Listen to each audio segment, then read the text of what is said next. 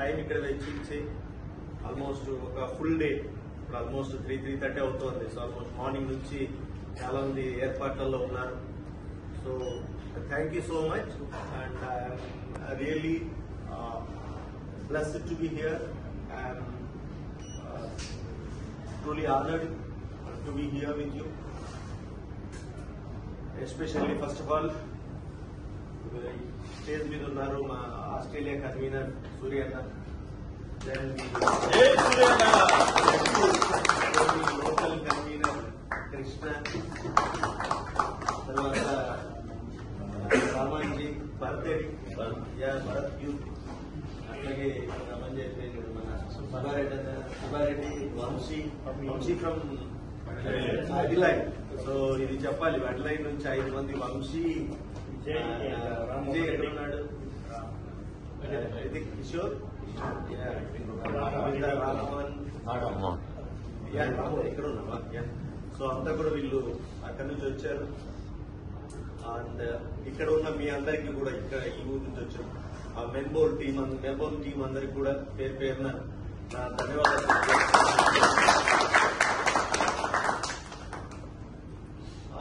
ఇందాక చెప్తున్నారంతా NRI coordinator వచ్చాను.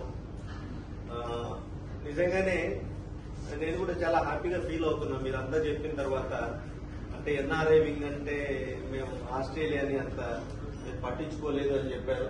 But coincidence, నేను ఎన్ఆర్ఐ కోఆర్డినేటర్ అయిన తర్వాత ఫస్ట్ విజిట్ అది ఆస్ట్రేలియాలో కూడా వరుసగా సిడ్నీ, మెల్బోర్న్, బ్రిస్బేన్ వరుసగా మీటింగ్స్.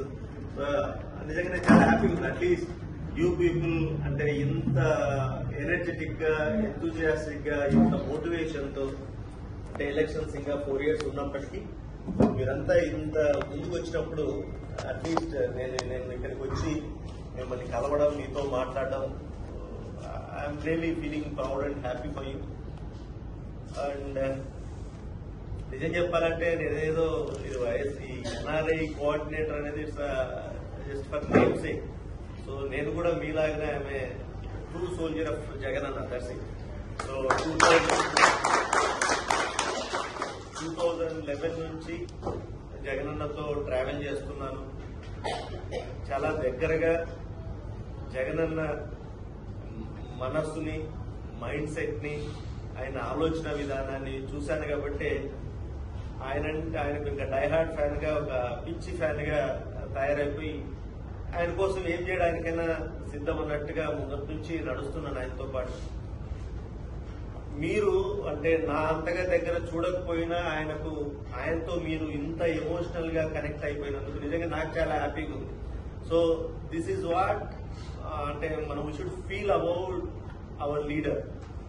ఈరోజు అంటే రాజకీయాల్లో గెలుపోవటం అనేది సహజం, కానీ ఈరోజు ఇంతమంది మాట్లాడే ప్రతి ఒక్కరు కూడా నాకు ఒకటి బాగా నచ్చింది. ఇక్కడ ఎస్పెషల్లీ మెల్బోర్న్ టీంలో మాట్లాడిన ప్రతి ఒక్కరు కూడా జగనన్న మంచి చేశాడు, ఓడిపోయినాడు, ఇట్స్ ఓకే, బట్ స్టిల్ చరిత్రలో ఆయనకంటూ ఒక పేజీ ఉంటుంది, ఈజ్ ద బెస్ట్ సీఎం అని చెప్తున్నాడు. చూడండి, దట్స్ వాట్.